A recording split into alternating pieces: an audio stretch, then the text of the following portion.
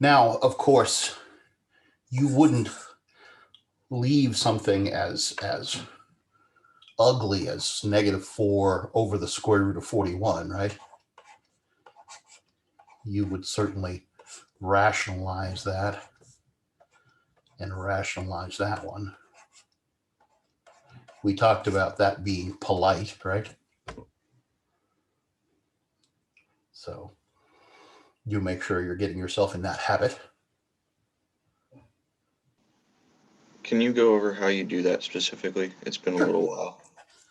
Sure. The square root of 41, we don't want a radical in the denominator because it's just troublesome. So to be polite to the people that are going to have to use this answer, we want to rationalize it. And the easiest way to rationalize it, well, first is to fully reduce it. So if that square root of 41 could be turned into, like 2 square root of 5 or something, do that first. But the easiest way to get rid of a square root would be to square it. But we can't square the top and bottom of a fraction and maintain value. So instead of squaring the square root, we're going to multiply by the square root of 41, because that essentially does the same thing, but it allows us to do the same multiplying by the square root of 41 on top and bottom.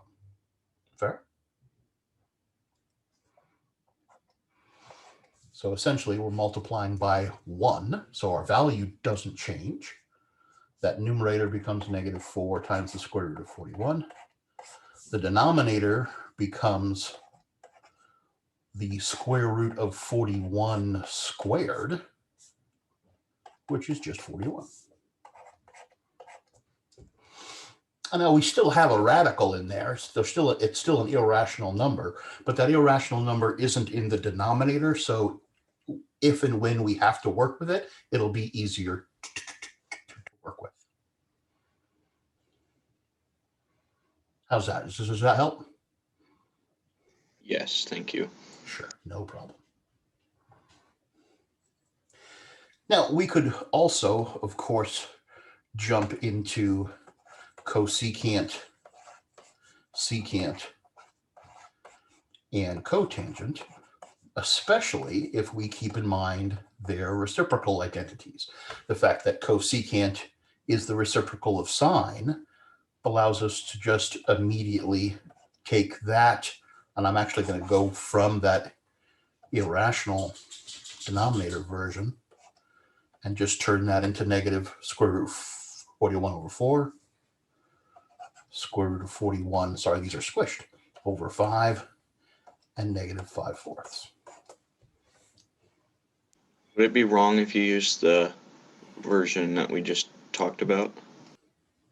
Well, if you did, you would have 41 over -4 times the square root of 41, and it would be, again, irrational in the denominator.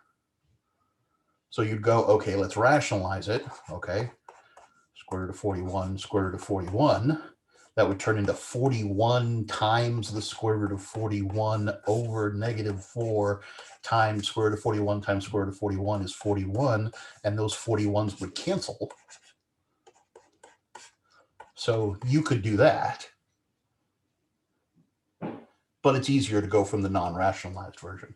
You could also look at square root of 41 and the -4 times the square root of 41 and recognize that the square root of, or that 41 is the square root of 41 times the square root of 41 and cancel the square roots of 41 that way. So you certainly could. You would just have some simplifying to do. It's about the only thing that's easier to do with an irrational denominator is find its reciprocal, because its reciprocal is automatically nicer.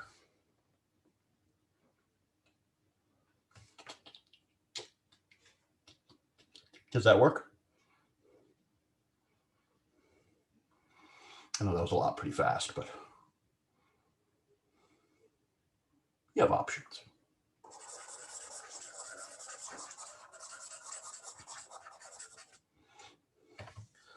Okay, so I want you to keep this process in mind, the idea that if we know, those coordinates, we can find our trig values. I want you to keep that in mind as we do some of the constructions we're going to do today, because when we get done, we're going to get back to what that tells us about our circles. So what I want to kind of finally talk about today is those special angles. I mentioned a handful of times that the angles that we consider kind of, they're not, they're special, are more significant angles. What we refer to often as our standard angles are the 45-degree angle, and we're going to put that in a 45 right triangle. Of course, this would be the same as pi over 4, and right in radians. So that triangle and our 60-degree, 30-degree right triangle, again, pi over 3 and pi over 6 right triangle in radians. These are our two special triangles because they have special and very useful geometric properties. So what those properties allow us to do is, if we have a triangle and we know that that angle is pi over 4, again, that means this has to be pi over 4 because they have to add up to the other 90 degrees. We can use geometry to figure out what the ratios of all those sides are without having to appeal to any tools outside of geometry. So if we want to figure out what the ratios are, it doesn't really matter how big the triangle is, since we're finding ratios. So we're going to choose the length of one side. Now, I'm going to differ from your textbook a little bit here, but you'll see why by the time we're done, I hope. So we're going to pick this hypotenuse length to just be length 1.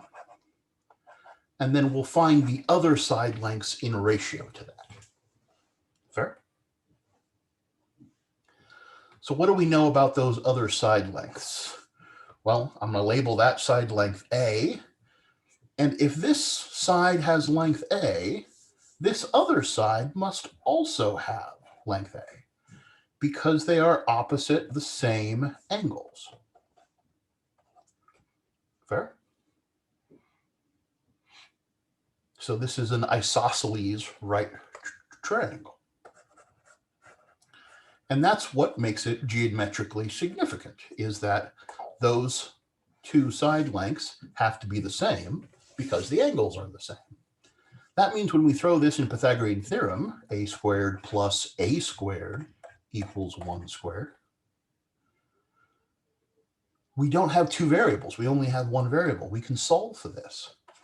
Get a nice 2a squared equals 1, a squared equals 1/2, and then a nice a equals plus or minus the square root of 1/2. Now, you know I'm not going to leave that there, but I'll pause for a minute, make sure you're happy with that. So we are going to get plus or minus the square root of 1 is 1 over the square root of 2. And then we're going to rationalize that, multiply top and bottom by that square root of 2. And we'll get our final square root of 2 over 2. So if this side length, if the hypotenuse is 1, then each of those side lengths are the square root of 2 over 2 and square root of 2 over 2.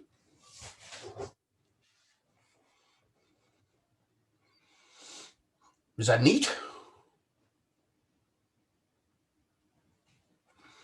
All right, neat or not, why is that helpful? Well, if I go back up to our circle here and I make an angle at pi over 4 radians, or again, 45 degrees, and drop down an altitude, that makes a little right triangle, right? And that right triangle is the same as the one down here that we just did. If, instead of having a radius of the square root of 41, if we let this radius be 1, our unit circle, then we now know the coordinates of that point. Because we know this dotted length in the x is the square root of 2 over 2, and this dotted length in the y is the square root of 2 over 2. So we know the coordinates of that intersection.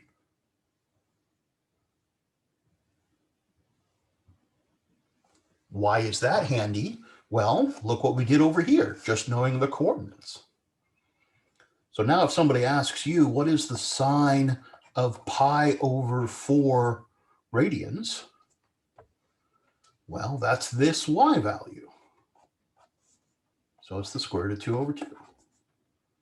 If somebody says, what's the cosine of pi over 4? Well, it's the x value.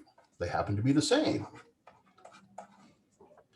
What's the tangent of pi over 4?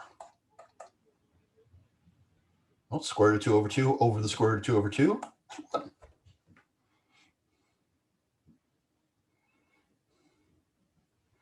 And we could do cosecant, secant, and cotangent as well. So knowing that geometry allows us to know the trigonometric values for a pi over 4 radian angle or for a 45-degree angle if we were working in degrees.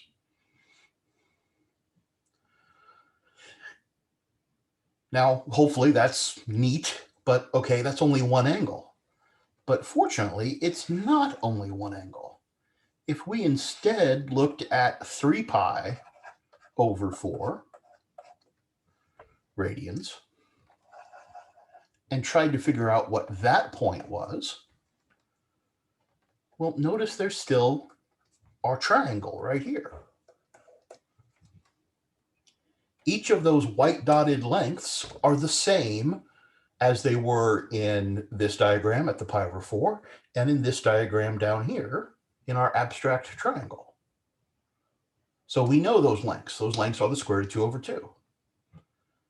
But the x value there is negative because it's a negative, it's headed in the negative x direction. Fair? It's in quadrant 2. The x values have to be negative in quadrant 2. Positive y values. So now we know what the cosine or sine or tangent of 3 pi over 4 is. It's that x value, negative square root of 2 over 2. The sine would be positive square root of 2 over 2. The tangent would be negative 1. Now, hopefully you can imagine we can do this all the way around this circle.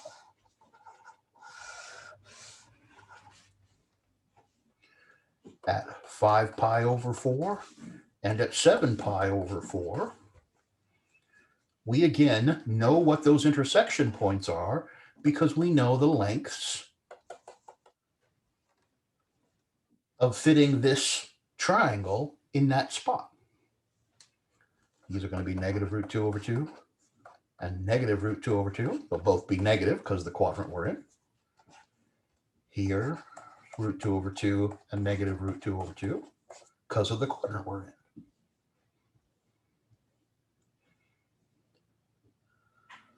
So could we use that to find what is the sine of 5 pi over 4? Hopefully. Could we use that to find out what the tangent of 7 pi over 4 is? Hopefully. What is the sine of 5 pi over 4?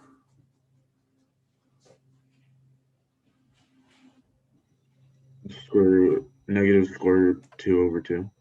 Negative square root of 2 over 2, because it's that y value. We don't care about the y over r because the r is equal to 1, right? That's why I like making that hypotenuse 1. What about the tangent of 7 pi over 4?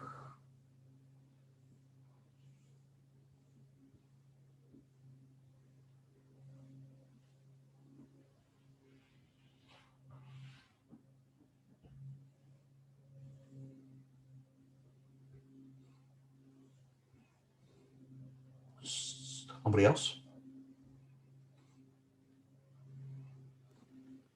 I don't know if this happened for anybody else, but you were frozen through the entire time you were saying all that for me. Oh, yeah, my internet's been a little weird today.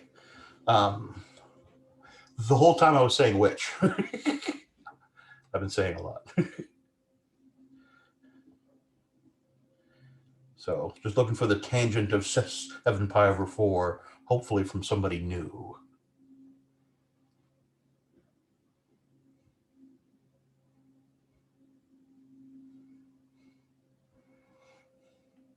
Tangents are always a little scarier.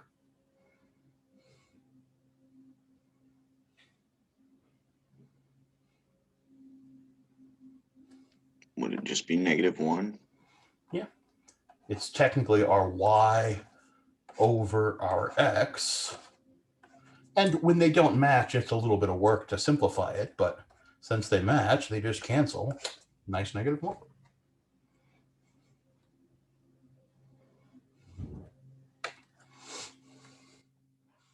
That seem reasonable so far? Let's have some more fun with it. Let's say somebody comes up and asks you, what is the tangent of -13 pi over 4? Now, your first response might be, I don't know. But I'm going to argue that we do know. That was a terrible circle, but that's okay. -13 pi over 4 lands in some quadrant coterminal to one of the pi over 4s. I don't know which one because I'm not sure what coterminal it is. But could we figure out what this is coterminal to? Or what quadrant it lines in? Same basic question. So if we just counted pi over 4s, there's multiple ways to do this. Or you could just take the -13 pi over 4 and add 2 pi to it. That would be what, 8 pi over 4? Be -5 pi over 4. Just count that. 1, 2, 3, 4, 5.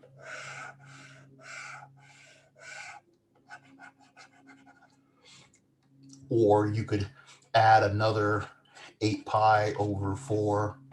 I shouldn't say that's equal. Which would be what, 3 pi over 4, which would be the 1, 2, 3, same location. So our -13 pi over 4 lands in that location, and that's all we need to know. Because that means this coordinate is -square root of 2 over 2, square root of 2 over 2. So the tangent is their ratio, so it's -1.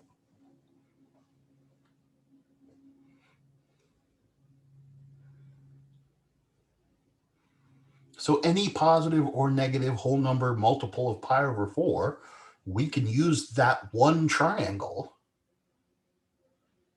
to know what its trigonometric value is.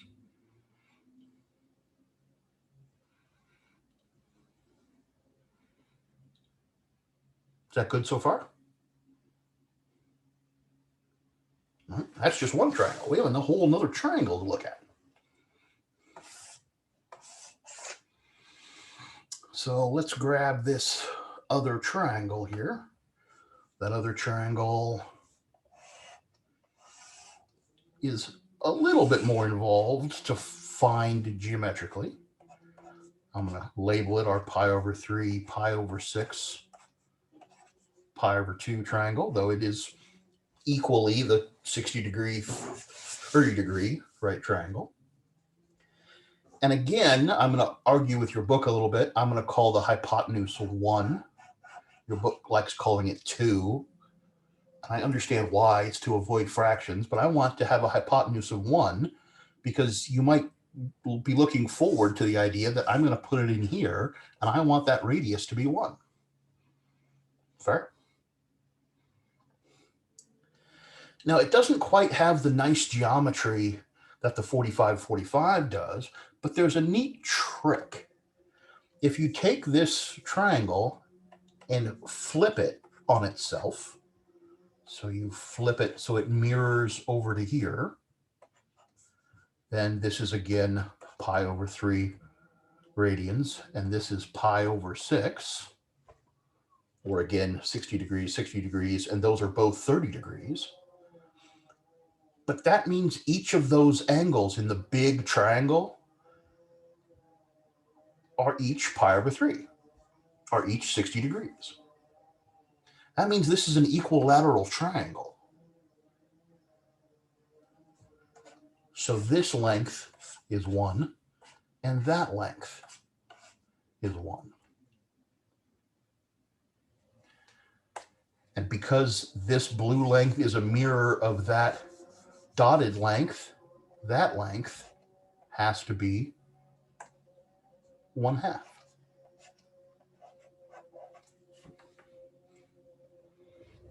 Cool. A little reflection trick. That doesn't tell us what this side length is, but luckily, since we have two sides, Pythagorean theorem can come to the rescue. So 1/2 squared plus b squared equals 1 squared, and we can solve our Pythagorean theorem. So 1/4 plus b squared equals 1. So b squared is, subtract the 1/4 from both sides, 3/4. So b is equal to plus or minus the square root of 3 over the square root of 4, which is 2. I know I often do those fairly quickly. If you ever want to see it a little bit more, just yell at me and go, could you walk through that a little slower? I'm happy to. So again, why are these two triangles, or these three angles, pi over 6, pi over 3, and pi over 4, or the 30, the 45, and the 60, why are they considered our special angles, or standard angles? Because they have these handy geometrical tricks to them that allow us to know about their ratio of lengths. Now, we're going to do the same thing we did before. So if we take this triangle and place it inside our unit circle, we again know the coordinates of that point. It was out 1/2 and up square root of 3 over 2. So that's the coordinates of that point at an angle of pi over 3. But we could have taken that same triangle and instead laid it down that way. Put the 30 degrees down there and the pi over 3 or the 60 degrees up there. And then that's out square root of 3 over 2 and up 1/2.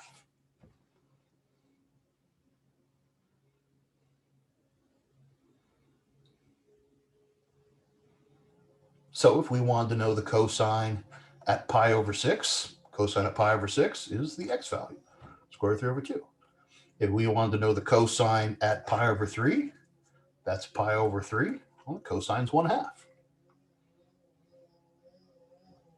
The sines are the y values, the tangents are their ratios.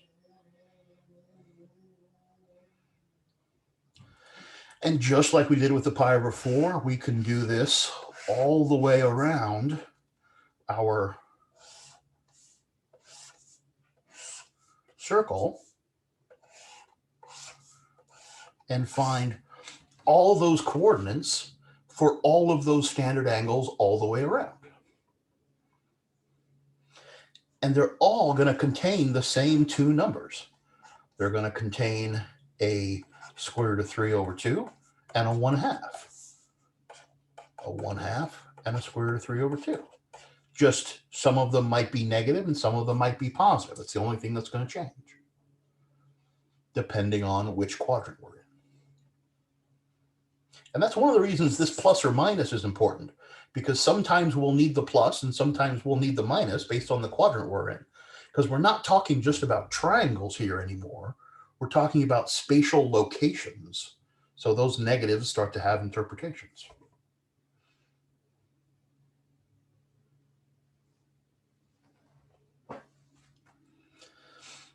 Now I want to kind of bring all this together and look at a tool for us.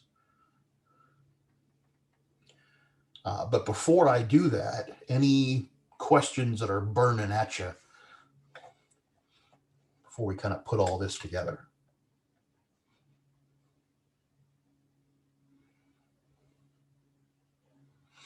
There's a lot of numbers flying around, but it's luckily the same couple of numbers.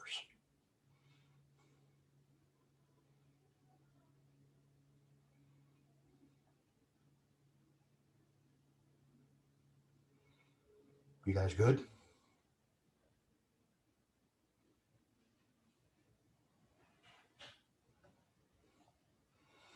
Okay. So what does this mean? This means that it's very handy for us to have good access to a tool that is generally referred to as a unit circle.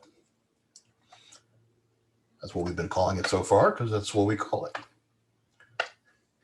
And to have this unit circle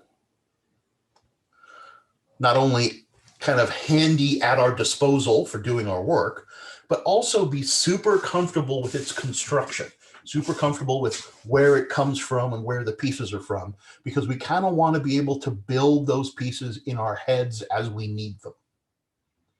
So I talked last week about kind of practicing that construction of counting the standard angles around. This is going to kind of add to that and give us a nice tool. So you might remember that process. We said if we start at 0 radians in standard position and go all the way around to 2 pi radians, because that's a radian measure in our full rotation. Then halfway around was going to be pi radians. Half of that would be pi over 2 radians. If this right angle is 1 pi over 2, then this would be 2 pi over 2 and 3 pi over 2 down here. You guys can see that cursor, right? Okay, good. Every once in a while I worry. I'm pointing at stuff with it, but can they see it? So that's our pi over 2. So if we go half of that pi over 2 is going to be pi over 4.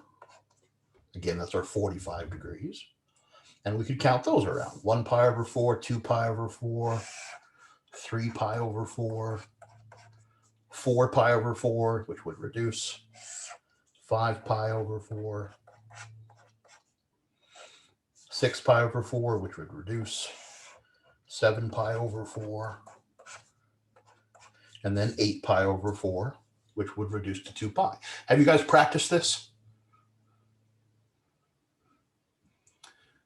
Do you feel like you should be nodding enthusiastically? But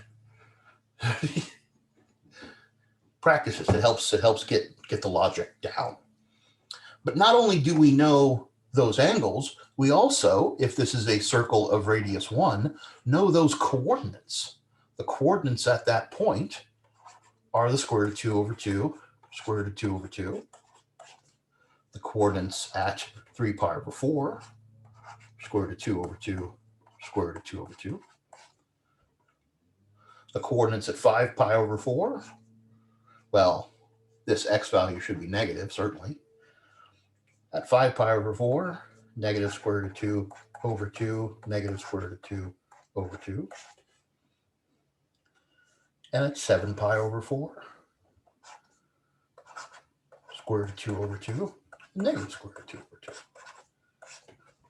Because of those triangles. We're still, hopefully, still seeing those triangles in there at each of those locations.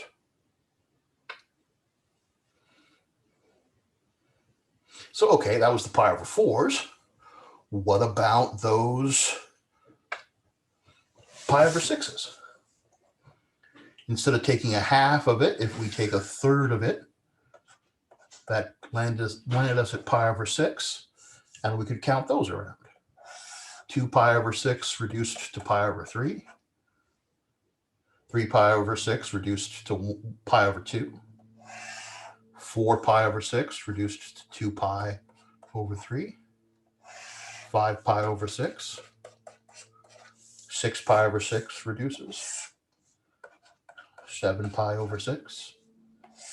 8 pi over 6 reduces to 4 pi over 3. 9 pi over 6 reduces to 3 pi over 2. 10 pi over 6 reduces to 5 pi over 3. And 11 pi over 6. It's just 11 pi over 6. And then 12 pi over 6 would reduce to 2 pi. Again, we built this last week, but it's good to remind you, and again, good for you guys to practice.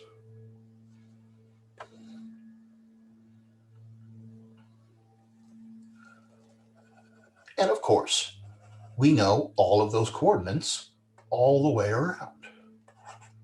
Square root of 3 over 2 and 1/2. Notice that square root of 3 over 2 is the long length, where the 1/2 is the short length. So it's often handy just to kind of go, okay, the pi over 3 is up here, so it's short in the x and long in the y. So short in the x, long in the y. That seem reasonable? And then at 2 pi over 3, short but negative in the x, long in the y. 5 pi over 3 is longer in the x. Oops. I don't know why I did that. Negative square root of 3 over 2 and shorter in the y, 1/2. Down in quadrant 3, they're both negative.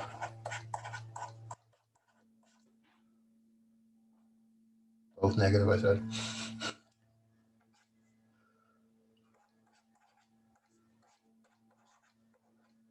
Sorry, that's squishy down there. X's are positive down here. Y's are negative. X is positive. Y is negative.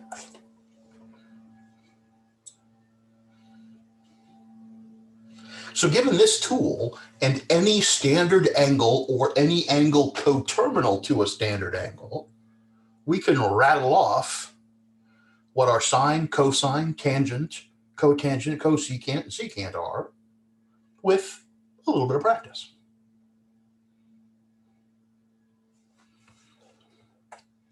For example, determine these values.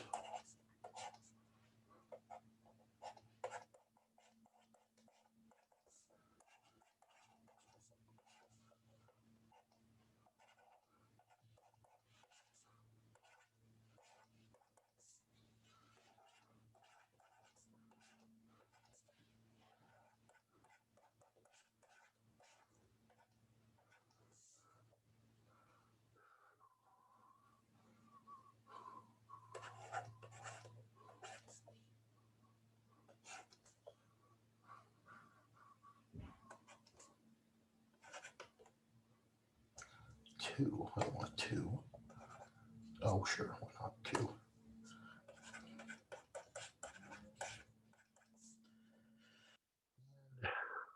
Oh, how about something?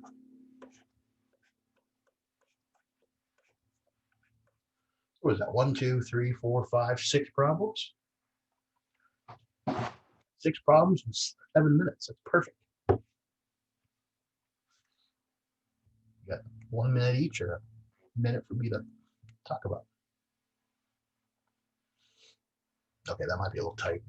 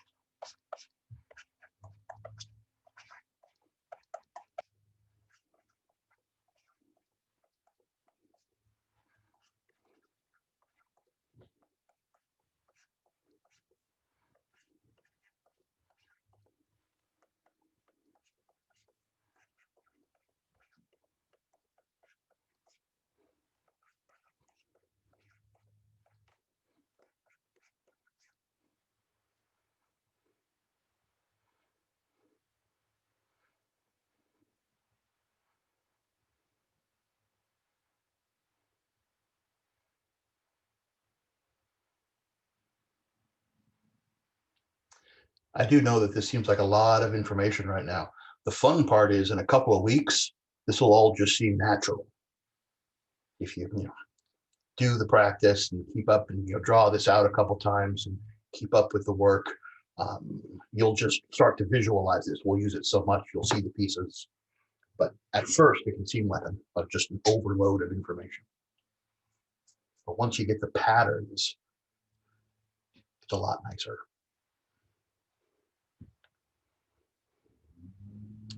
So let's throw some of these out. Where's the sine of 2 pi over 3? Square root of 3 over 2. Sine at 2 pi over 3, 2 pi over 3 is here. Sine is the y value. The y value is square root of 3 over 2. So I buy that, square root of 3 over 2. Did you say that this is a tool that we'll have on the test, or is this something that? I didn't say that. But yes, you will. Thanks. What I usually do on the Thursday of the second week, so I would usually do it tomorrow if I was doing a class in class, is I give everybody a blank circle and say, fill it out. And they'd have to essentially draw this as a quiz. It takes about 10 minutes. And the reason for that quiz is one, so you guys can practice it, so you guys get familiar with it. But also, if you guys all show me you can draw it in about 10 minutes, I don't have to make you do that on tests. I can just give it to you as a copy on tests. That seem reasonable? Unfortunately, I can't quite enforce you guys doing it quite as much. So I'm just going to have to trust that you guys, care about your education and stuff. Maybe some guilt will help. I don't know. So somebody else, what's the cosine at 7 pi over 4? Square root 2 over 2. Square root of 2 over 2. Good. 7 pi over 4, we're down here. Cosine's the x value, so x value. All right, a little bit harder. Somebody else want to tell me how they found the tangent of 13 pi over 6?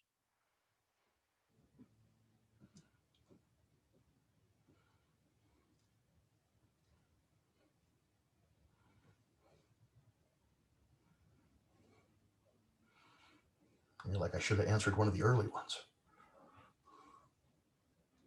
So to start off with, would you subtract 2 pi until you land on one of the numbers on the unit circle? Yep. Or equivalently, you could just count pi over 6s and see where you land. You can go 1, 2, 3, 4, 5, 6, 7, 8, 9, 10, 11, 12, 13. So 13 pi over 6 is coterminal to that pi over 6. So you could do it by subtracting, you could do it by counting, you could do it however you want to do it. Fair? But either way, realizing that we are at this location is what's important. So we're going to be using those coordinates. And absolutely, that's the right place to start. But once we're at that location, how do we find tangent? Y over x. So 1/2 over the square root of 3 over 2. Now you wouldn't leave a fraction like that, so you'd maybe multiply both top and bottom by 2 to get 1 over the square root of 3, and then you'd rationalize that to the square root of 3 over 3. Tangents are always a little bit of a pain, but well, not always, but sometimes. What about the cosine of negative 5 pi over 6?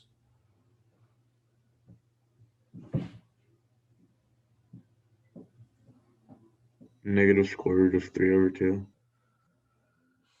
So to do that, you decide the negative 5 pi over 6 was 1, 2, 3, 4, 5, was coterminal to this 7 pi over 6, right? So we're down in this location. And cosine was the x value, so you grab that x value. Negative square root of 3 over 2.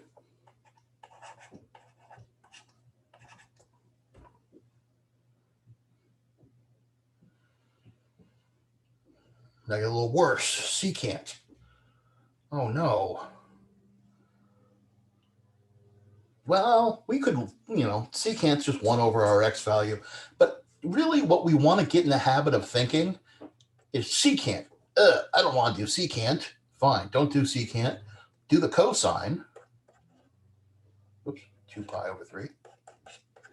Do the cosine and then flip it. Secant is the reciprocal of cosine. So negative 2 pi over 3 puts us coterminal to the 4 pi over 3 down here. So the secant, the cosine would be the x value, negative 1/2. So that negative 1/2 is reciprocal, negative 2.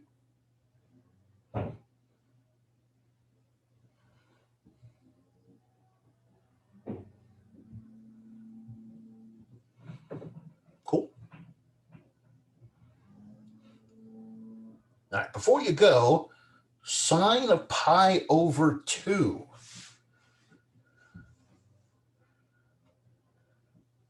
What do you got to say about the sine of pi over 2? It's 1. 1? How'd you get 1? Because sine's the y value, and then pi over 2, it's 0. The coordinate point's 0, 1. We didn't label it, but this point up here, if that's a circle of radius 1, then that's the point 0, 1. Just like this is the point 1, 0, and this is the point negative 1, 0, and this is the point 0, negative 1. So we didn't label them, but they're certainly there. So pi over 2, what is the sine at pi over 2, or the sine of 90 degrees? Yeah, it's that y value. It's a 1. The fun one, by the way, is if somebody asks you, what is the tangent of pi over 2? Well, that would be 1 over 0. And what's 1 over 0? Bad. Bad. We're going to go with undefined, but bad. So yeah, that's going to happen to particularly tangent, cosecant, secant, and cotangent, because each of them have a division in them. We're going to risk having domain arrows. Each one of those is undefined somewhere.